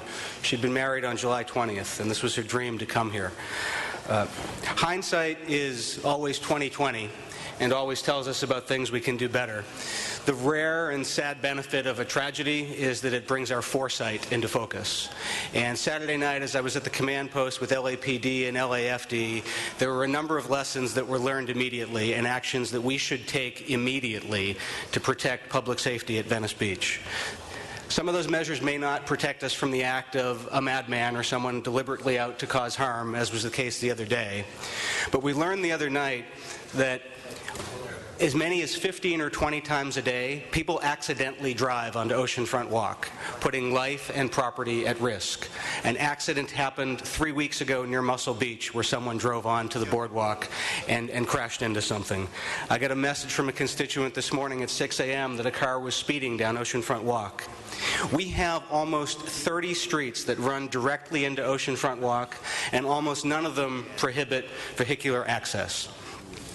That is a huge risk, and it puts us at the same risk that Santa Monica faced 10 years ago at that horrible incident at the Santa Monica Farmers Market, where a number of people lost their life when an accident happened and someone accidentally hit the gas. We need to make sure that doesn't happen. It also gives us cause to look at the overall public safety issues at Venice Beach. We're a major venue that attracts millions of people per year, and there's not an emergency public address system at Venice Beach for our first responders to guide the public in how to respond in the case of emergency. So I have a motion this morning to begin to take action on that. I'll have several measures I'll be proposing to better govern and regulate and protect public safety at Venice Beach in the next few months. But today I'm asking that we immediately direct LAPD, LAFD, Recreation and Parks, Street Services, DOT, CAO, and CLA to work with me, the Mayor's Office, and the City Attorney's Office on an immediate Venice Beach public safety needs assessment and report their findings within 2 weeks. I don't want something sitting on a shelf for months or being studied forever. These are common sense things cops and firefighters are saying we need right now. To report within 2 weeks to the Arts Committee, the Arts Parks Committee, to the Public Safety Committee, and to the Venice Neighborhood Council. I want them to look at a number of measures, including retractable and removable bollards or posts or structures that would prohibit vehicles, non-emergency and non-essential vehicles, from getting onto the boardwalk. At certain points of ingress and egress where you don't need city emergency vehicles, I'd like permanent bollards placed there. Some of those, and I asked them to look at this, do not need to make us look like Fortress Venice. At LAX, we prevent car bombs with concrete planters that have flowers in them. I'd like them to look at that, things that might be pieces of art that could prevent vehicles but still make it look like a playground and not a high-security prison. I also want them to look at things like improved lighting and signage and painting down there, because there's 3 intersections where you must cross the boardwalk in order to get to parking lots. I also want that study to look at the possibility of an emergency public address system down there, better closed-circuit television for the first responders, and enhanced street lighting. The motion also asks the CAO and the CLA to look at where we can fund any of these improvements. Some of them need not be costly. A simple concrete bollard costs online $50 to $100. And some of this stuff can be done very quickly, and I think some can be done with grants and some can be done with support of the local business community. I also, the final element of the motion is move that the police department work with Recreation and Parks and the other agencies to immediately install temporary signage or bollards in places that are the most risky and the most hazardous, where vehicles most frequently enter Oceanfront Walk. Colleagues, thank you for considering this today, and thanks to the Mayor's office and to all of you who reached out in the wake of this incident to offer support. I really appreciate it. Before I ask for your I vote, I do want to note our first responders, as we know, are incredible in this city. The police and the firefighters were amazing in their response to this, and even before they got there, the lifeguards who responded and the civilians who responded were absolutely amazing. In a crisis, everyone becomes a first responder and everybody rose to the occasion. So I'd like to ask for your I vote. Great, yes. Thank you very much. And Mr. LaBonge. Yeah, thank you, Mr. Bond, and thank you for your leadership. As it happens when you get here, you don't know when it is, but there will be a disaster, an earthquake will come that will affect us all, or an incident like that, and such a tragedy to the young Italian family and to the others that are out there. I just wanted to know who is leading this, would lead this here, because there's one question. After the Santa Monica tragedy many years ago, we did take some steps. But I'm also looking at other areas of the city. If they can look outside, I see our city attorney who has great background, both as a legislator in Sacramento and here as a council member. Other issues that may, if they take a look, are there other potential possibilities? We have hundreds of thousands of people are on the corner of Highland and Hollywood Boulevard due to the enjoyment of the Walk of Fame. Okay. And some other things is all of a sudden this came out of nowhere, but it was right there. Things come out of nowhere. People stand in the middle of the street to get a picture of the Hollywood sign and think everything's right. I think we have to be very aggressive now, because there's nothing worse than a tragedy that takes place. So the only thing I would just ask in a friendly way, that they focus 1,000% on Venice, but take a step back and continue to look at other regions of the city, whether it's, again, at the airport always or other places, that it could potentially happen again. That's all I'm asking, Michael. Thank you. And Deputy Mayor Don Liu and I are personally co-chairing this effort, so we very will do good. That. Thank you. All right, thank you. All right, thank you very much. We have no other members currently on the queue. We have no cards. We have one speaker card. That person's actually already out of time because of the other items that he spoke on, but we'll go ahead and submit it for the public record in any event, and go ahead and open the roll, close the roll, and tabulate the vote. 14 ayes. And we all share, Mike, in what you've been going through. We know we were all together when this happened, in fact, at Mr. Fuentes' swearing in. And we all of a sudden, it's like a movie where you look down and every single council member, their phones are going off. And everybody's in shock. And you saw Mike bolt out and run towards the car and just take off to go down to the incident. And so we're all there with you and getting the updates, and anything you need from any of us, obviously, we're there. But taking these measures is just yet a first step, and we should probably look at all other sensitive areas in the city that this could impact as well. So thank you for that very much. With that, members, we'll go ahead and clear council chambers. If we could, we're going to go into closed session. So if you're not here on the closed session item from the city attorney's office, we're going to have all staff also leave council chambers. Every member can have one staff member in. And we can go ahead and close chambers. Ask the public, if you could, to step out. I see Robbie Hunter here, and wanted to welcome you down from Sacramento, coming back to...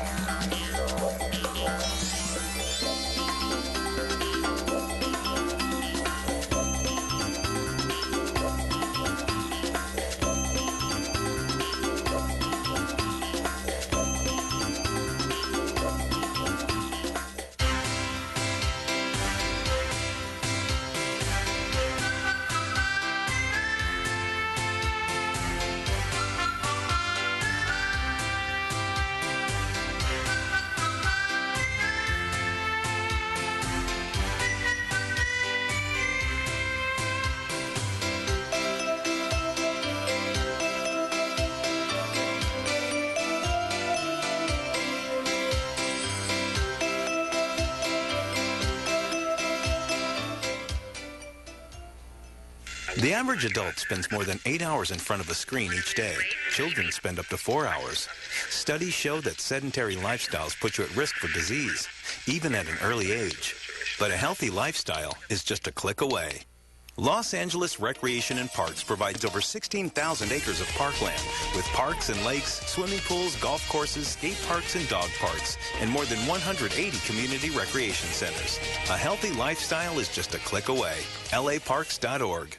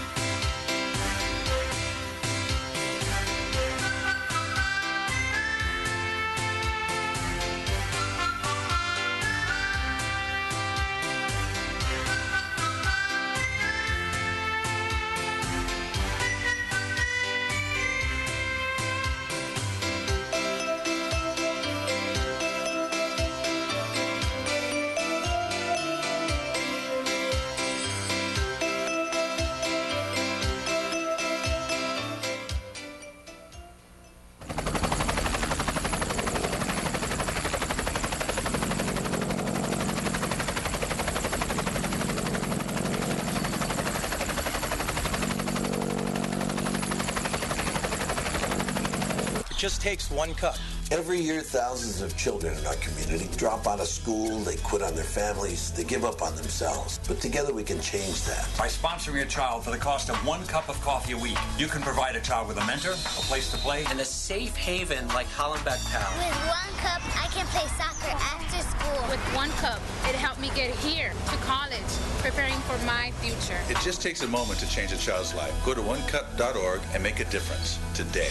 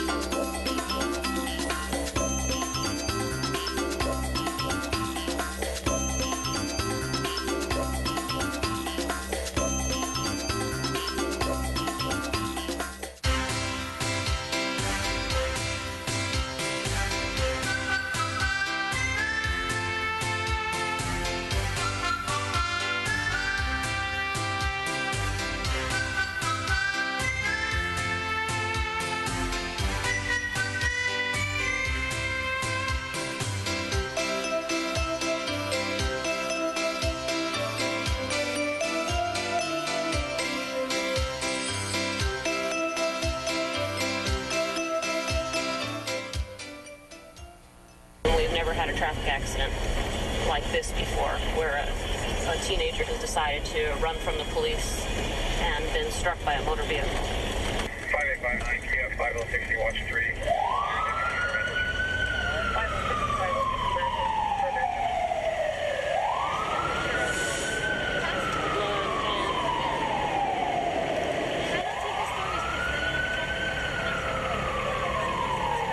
Curfew laws restrict the right of juveniles to be outdoors or in the public places after 10 p.m. until sunrise the next day.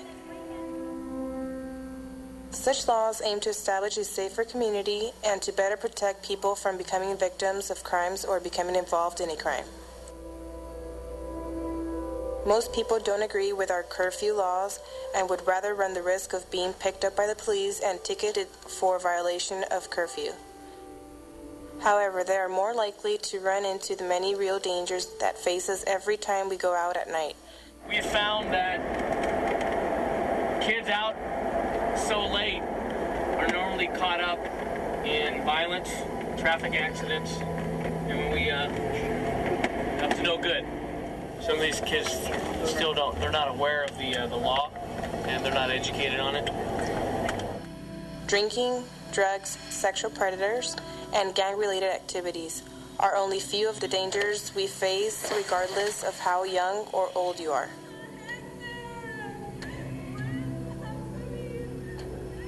If you are under the age of 18, this law applies to you. What happens if you are caught? You'll be taken to the station where the ticket is written out to you and your parent or guardian are called to pick you up.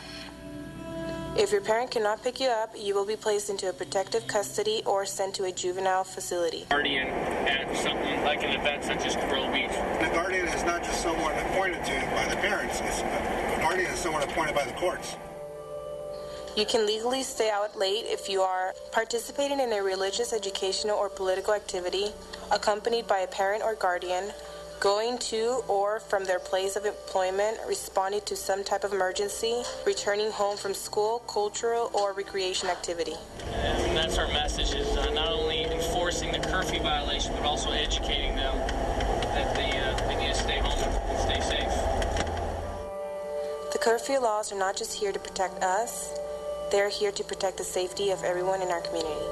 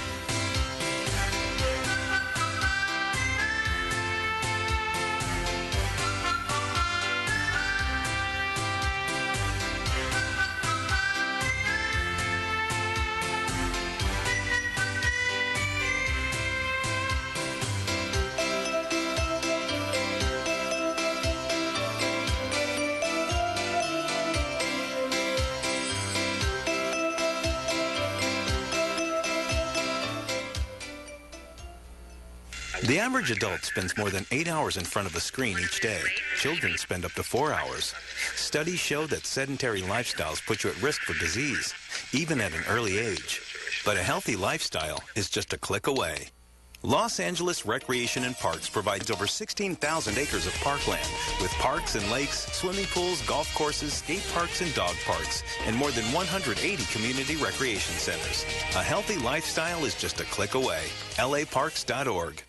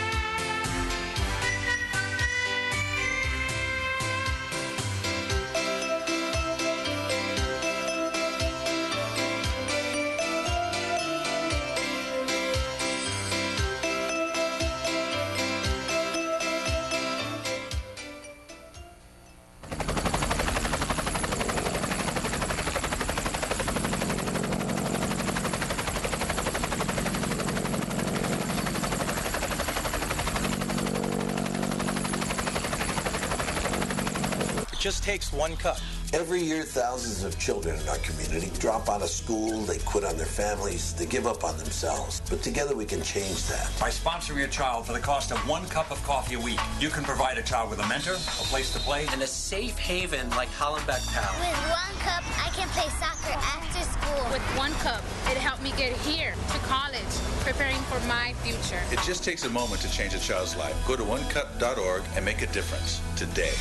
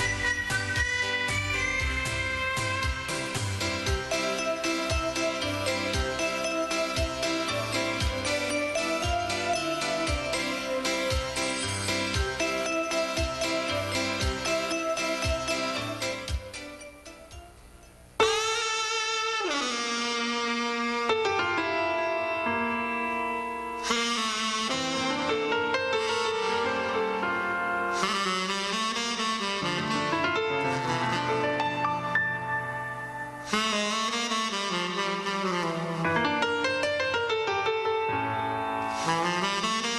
back in open session?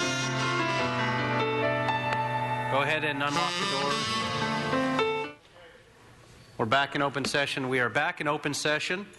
We didn't take any action on the closed session item. It was simply an advisory from our city attorney. We're going to go ahead and go into public comment. We've got Sid Marksodian, Sid, followed by Wayne. I'm going to call your names to see if you're here first before we begin speaking. Wayne, if you're not here, we'll note your card for public comment and file it. Richard Robertson, present, not present. Okay, we'll go ahead and file that. John Walsh, not present. Daniel Jones, not present. Juan is here.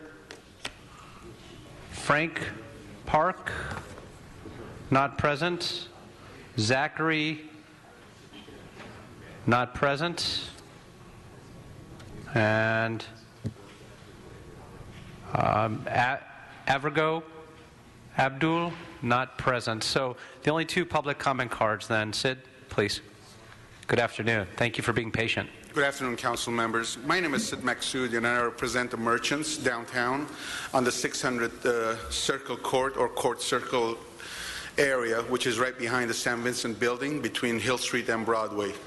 As you're aware, there's been ongoing dispute on that particular street or the alley for the past 4 months, ever since they were dispatched by the Deligiani family as a complainee to clean up the chairs and the tables issues on that particular enclave. Unfortunately, there are a lot of lives and businesses depend on this particular enclave there. Livelihoods are being changed and turned around. There's extended families who depend on that corridor to have tables and chairs, but there is issues. So basically a token of goodwill or extending an olive branch to you council members, I wish that one of you, or in collectively effort, to ask Mr. Huizar's office what can they do to enter into somehow a fact-finding mission, how we can bring this about to give a relief to those merchants.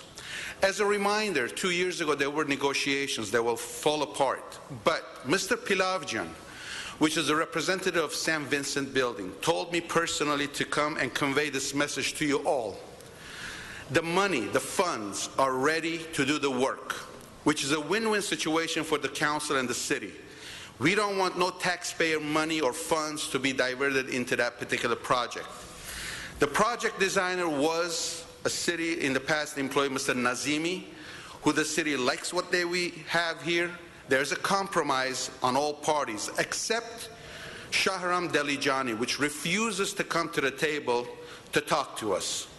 And we need that to be changed, because there are further consequences for his actions if he refuses to come and find a dialogue with us. I thank you for your time. Great. No, thank you very much.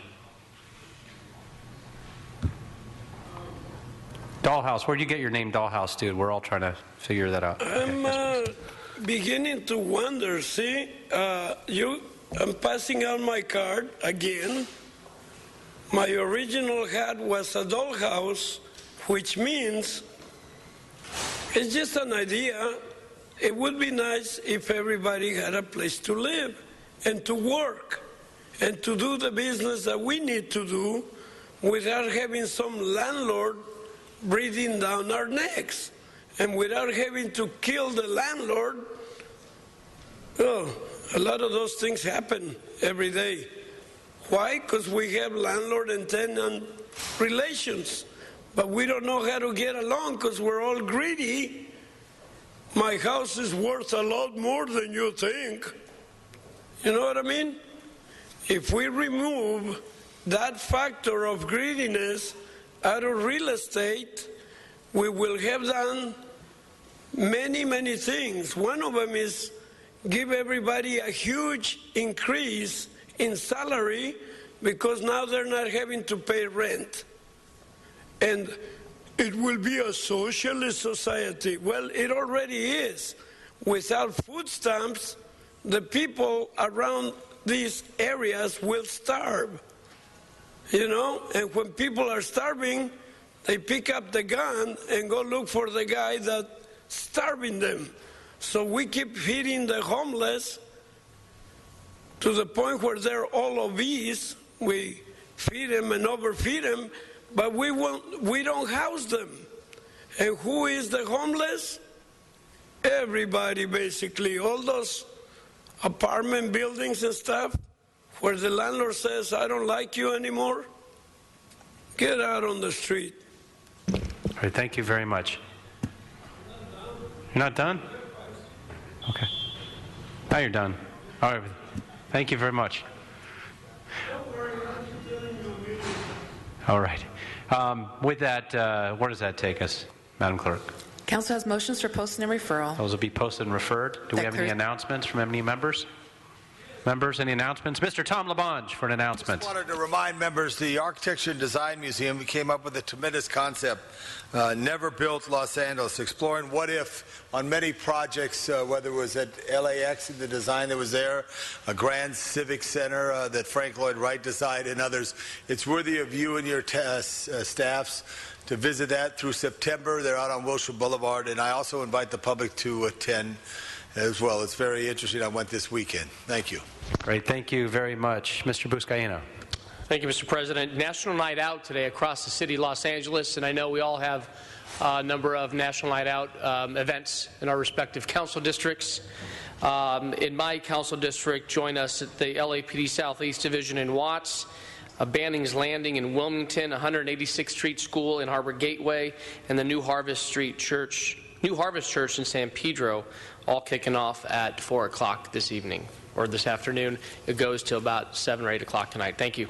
Great. Thank you very much. Yes, those are citywide. We have them throughout every council district. Mr. LaBonge. Also, I'd like to welcome the President of the United States, Barack Obama, to Los Angeles. He's going to be on the Jay Leno show, which will be right out there in Burbank area. And we hope all's well as the President visits our great city. Thank you. Yes, thank you very much. And POTUS is in town, so we've been notified of traffic. We're inviting him to our movie on our National Night Out as well, where we'll be showing Despicable Me. So if he hasn't seen it yet, he's more than happy to join us. With that, do we have any adjourning motions?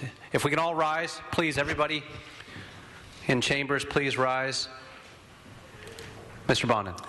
Thank you, colleagues. I'd like to ask today that we adjourn in memory of Alice Grupioni, the 32-year-old recently married woman whose life was taken from her on her honeymoon on Venice Beach on Saturday. Alice was there with her husband, Christian Cadisi, who was also injured in the attack. Was at her side in the hospital when she expired from blunt force trauma to the head and the neck. Her family has come to the United States with the cooperation of the Italian consulate to reclaim her body. As you can imagine, folks are in terrible grief and mourning.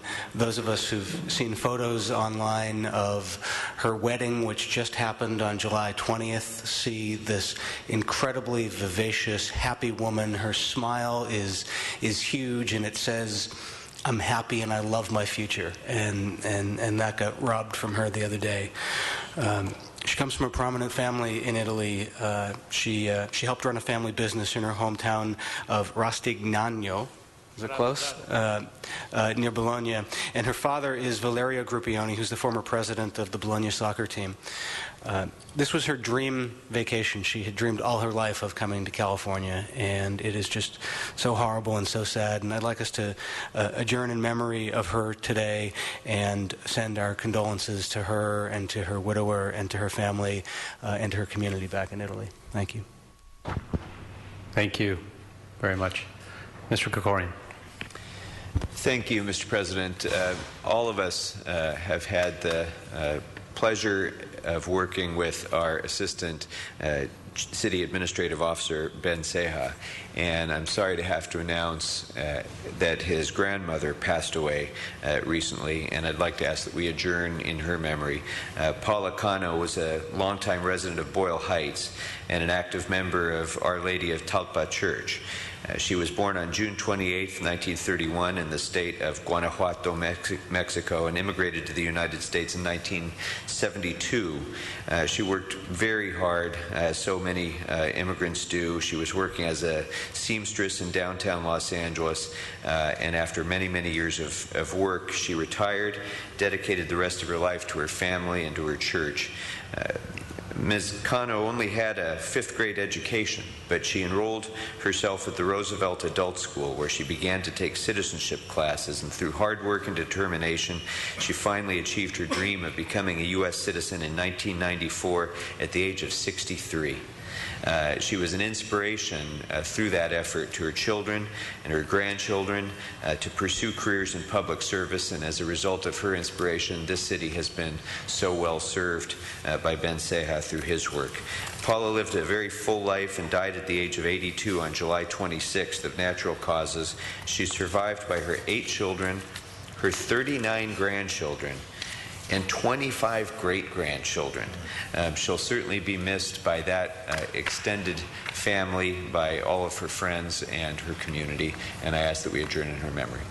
Okay, thank you. Did you say 39 grandchildren? 39 grandchildren and 25 great-grandchildren. Wow. Life very well lived, incredible. Influencing many. Mr. LaBonge? Yeah, members, I ask we adjourn in memory of Jeff Johnson, better known as JJ. He's a fire captain at Station 29 in the Wilshire area. He lost his life on vacation outside the country. He graduated from Belmont High School here in Los Angeles after being born in the City of Angels in 1975 and later joined the Air Force. Was a great airman in the United States Air Force. Following that, in 1981, he became a Los Angeles City firefighter, rising the ranks throughout from a firefighter to an apparatus operator, as well as a captain. He is sorely missed. He was loved in his station house. 29 is out there in the Wilshire District, right on the edge of Koreatown, Windsor Square, and he's survived by his son, his fiance, his brothers and sisters, and several nieces and nephews. Anyone who lived a life, as you mentioned before, the grandmother and the grandchildren, this is a life taken too early. A member of the city family, but was out of this country on vacation. I ask we adjourn in memory of Captain Jeff Johnson, better known as JJ, Station House 29. Thank you, Mr. LaBonge. Any other members? Mr. Parks. Thank you. I have 2 adjourning motions. Ask that we adjourn in memory of Peggy Jean Graham, who was born February 1938 in Greenville, Texas. She passed away July 23, 2013. Around the age of 5, Peggy's family moved to Southern California, where she ultimately planted her roots. She earned her high school diploma from Compton High School, completed the USC Extension Dental Assistant Program, earning her credential to become a registered dental assistant. Peggy married Ismail Graham, her devoted husband of 47 years, and they had 2 children. Peggy was a Christian woman, accepted Christ in her heart at a very early age. She had been baptized at Mount Sinai Baptist Church and raised in the Tabernacle Faith Baptist Church. She lived her life in service of others.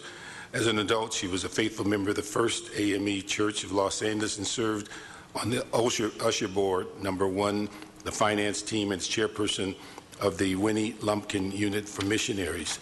Her education was very important to her. She sacrificed to ensure that she provided the best life and education opportunity for her family and her grandchildren. She was an avid sports fan, enjoying watching football, basketball, and tennis with her family. In addition to sports, she also knew her way around the kitchen.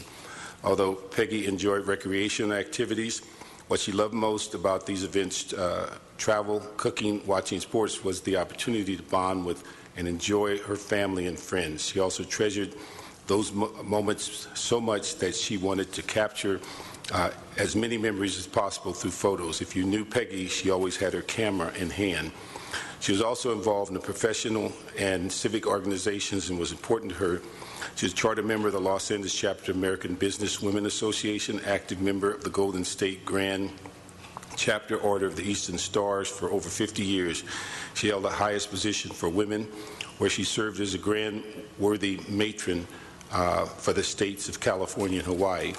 Peggy is survived by her husband, Ishmael, her son, Ishmael, and daughter, Shamel, and host of family members. Her services were held August 2nd, 10:30 a.m. at First TME on South Harvard. The other adjourning motion asks that we adjourn in memory of Marquise Von Rees Parrish, who was born June 30th, 1995, and passed away at the age of 18 as a result of a traffic hit-and-run collision on July 20th at the corner of 78th and Crenshaw Boulevard. Marquise was born to his parents, Luana McKellen and Norman Parrish. At the age of 15 months, he was placed in the care of his aunt and uncle, Georgia Anderson and Michael Walker. At an early age, under the guidance of his legal guardian, Marquise accepted Christ and joined the Greater New Bethel Baptist Church. As a native resident of the city of Inglewood, Marquise attended Daniel Freeman Elementary School, Warren Lane Middle School, and Inglewood High School. He was a handsome, challenging, intelligent, and astonishing young man who had a way to touch everyone who crossed his path. His teachers knew him by first and last name, and they knew his mom, Georgia, was always there to support him. Marquise taught himself to skateboard, roller skate, and ride a bike. In an effort to challenge his energies into positive direction, Marquise' family placed him in various sporting events and activities, including baseball, basketball, football, track, and volleyball. As he got older, he developed a stronger passion for basketball and spent most of his time working out, practicing, and playing at the local gym. Marquise excelled in all sports and had an aspiration of being a professional athlete. His funny jokes, random outbursts, and charming smile was always remain on everyone's heart. He was survived by his parents, Luana and Norman, and his mom, Georgia, and dad, Terry, 5 sisters and 5 brothers. Funeral services will be held tomorrow at 10 a.m. at Zion Hill Baptist Church at 7860 10th Avenue. Great. Thank you, Mr. Parks. Mr. Lavange. No, I missed this on Captain Johnson. His funeral mass will be this Friday, the 9th of August at 10 a.m. at Divine Savior Catholic Church here in Los Angeles. He was the task force commander at 29s. Thank you. And with no other business before this body, we are adjourned. Be safe out there. Thank you.